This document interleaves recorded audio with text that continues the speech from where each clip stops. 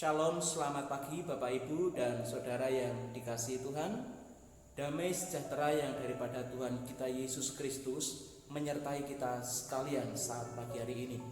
Bapak Ibu, mari kita mendasari ibadah kita pagi ini dengan firman Tuhan terambil dari Injil Yohanes pasal yang ke-20 ayat 19 sampai dengan yang ke-31. Saya memberikan tema untuk renungan kita pada saat pagi hari ini, damai sejahtera bagimu. Damai sejahtera dari kata Irene Humin yang mengandung makna utuh, lengkap, atau dengan kata lain sempurna.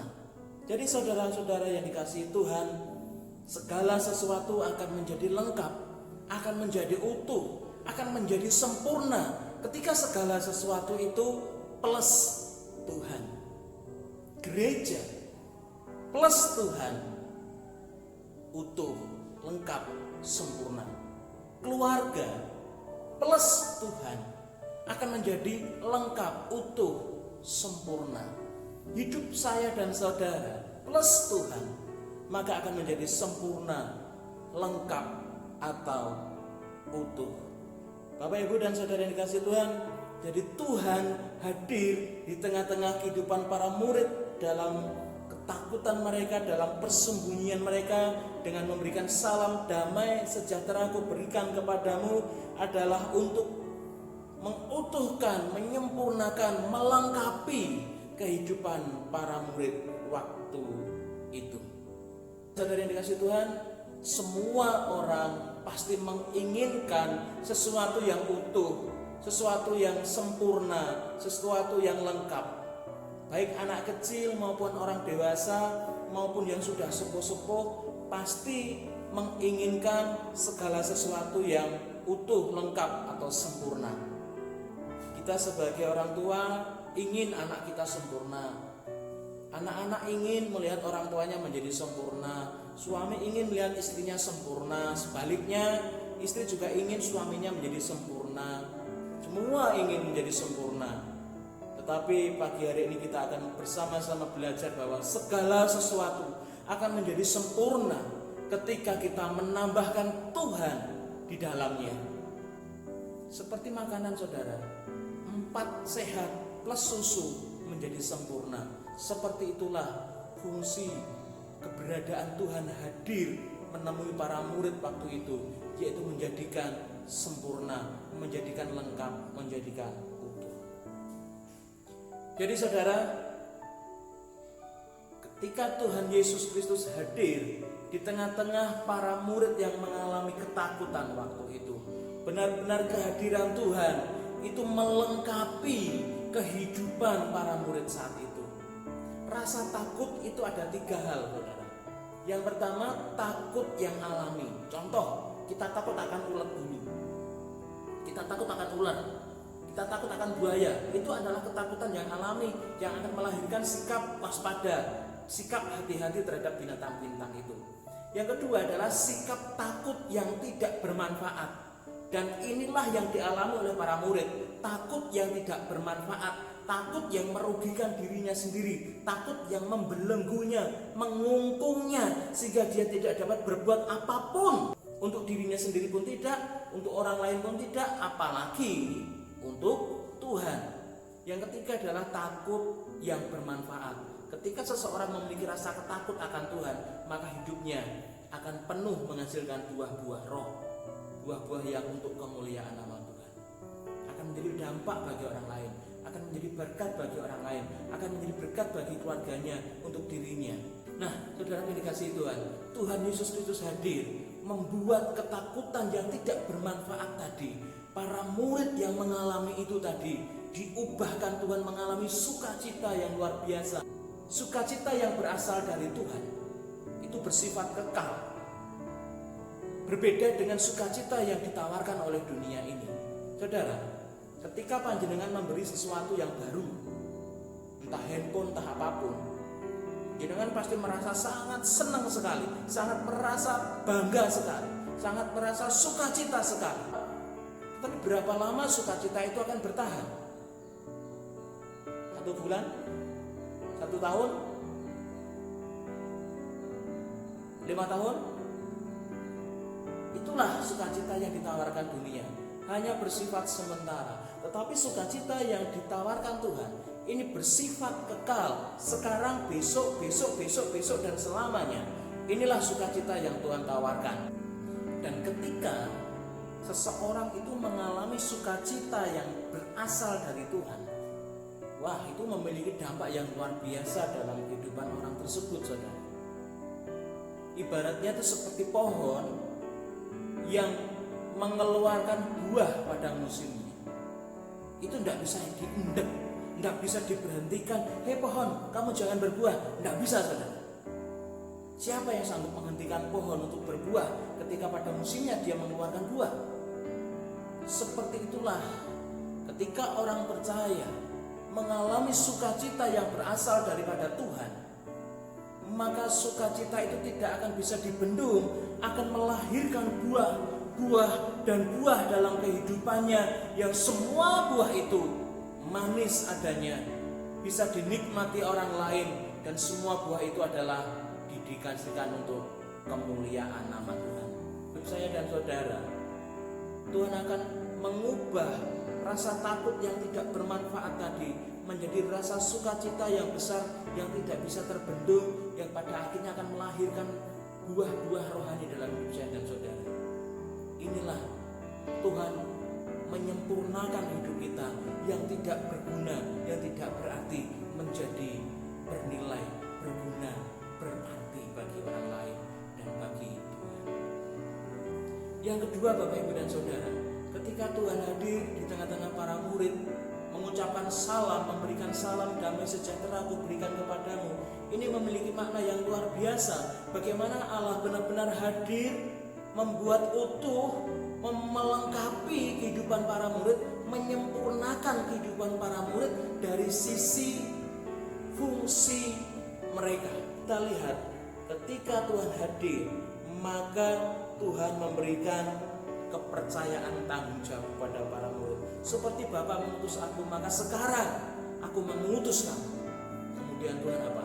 Menghembusi mereka dan berkata, terimalah Roh Kudus. Kemudian Tuhan memperlengkapi para murid dengan apa? Kuasa untuk pergi mewartakan kabar kabingahan, kabar sukacita, kabar keselamatan kepada banyak orang. Inilah fungsi murid, melanjutkan tugas sang guru. Bapak, Ibu, dan Saudara yang dikasihi Tuhan, ketika Tuhan Yesus hadir dalam hidup saya dan saudara, maka Tuhan pun akan menyempurnakan hidup saya dan saudara. Kita sebagai anak Tuhan, kita sebagai gereja akan berfungsi sebagaimana anak Tuhan berfungsi, akan berfungsi sebagaimana gereja berfungsi, yaitu bagaimana hidup saya dan saudara harus bekerja melayani Tuhan, harus berdampak bagi orang lain, harus mewartakan kabar sukacita, kabar keselamatan kepada semua orang. Habitat orang percaya adalah melayani Tuhan. Jadi kita sebagai orang percaya, sebagai anak-anak Tuhan, sebagai gereja, kalau tidak melayani Tuhan, itu berarti kita hidup di luar habitat kita. Itu akan tampak aneh, seperti seekor ikan tapi hidup di daratan. Aneh. 2-3 menit bisa bertahan, 10 menit mati, saudara. Demikian juga hidup saya dan saudara. Ketika hidup kita di luar habitat kita, yaitu melayani Tuhan, 1-2-3 menit bisa bertahan. Lama-lama kita akan mati secara rohani.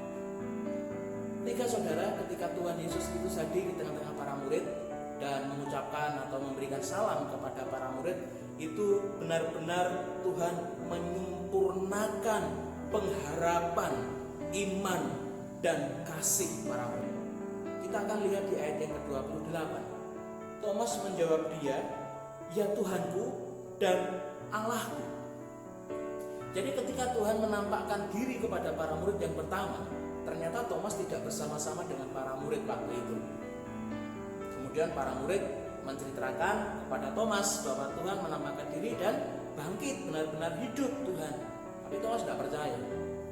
Sehingga pada 8 hari selanjutnya Tuhan bertemu menampakkan diri dengan para murid-muridnya, dan saat itu Thomas bersama-sama dengan para murid yang lain, dan Tuhan memberikan kesempatan kepada Thomas, silakan kamu mencucukkan jarimu kepada luka-luka di tubuhku. Dan saat itulah Bapak Ibu, Thomas meleleh hatinya. Thomas menjadi percaya bahwa gurunya, Tuhannya, Allahnya bangkit dari antara orang mati. Inilah iman yang pada akhirnya menjadikan Thomas mengasihi Tuhan. Inilah iman yang pada akhirnya menyelamatkan Thomas daripada hukuman kekal. Apa yang menjadi pengharapan Thomas, menjadi pengharapan para murid, adalah menjadi pengharapan kita semua bahwa Tuhan bangkit dari antara orang mati, mengalahkan maut, menang atas maut, sehingga kita, harapan kita, iman kita tidak menjadi sia-sia. Karena ketika Tuhan menang, maka saya dan saudara pun menjadi menang. Kita akan dimuliakan bersama-sama dengan Tuhan dalam kemenangan itu. Ketika Tuhan hadir dalam kehidupan saya dan saudara, memberikan kesempurnaan dalam hidup saya dan saudara, mari kita sambut hal ini dengan penuh sukacita. Terlebih di saat-saat masa pandemi global virus corona saat ini, pemerintah memberikan kesempatan kepada kita untuk bekerja di rumah, belajar di rumah, beribadah di rumah. Gunakan momentum ini dengan sebaik mungkin. 100 sekian negara terkena dampak corona.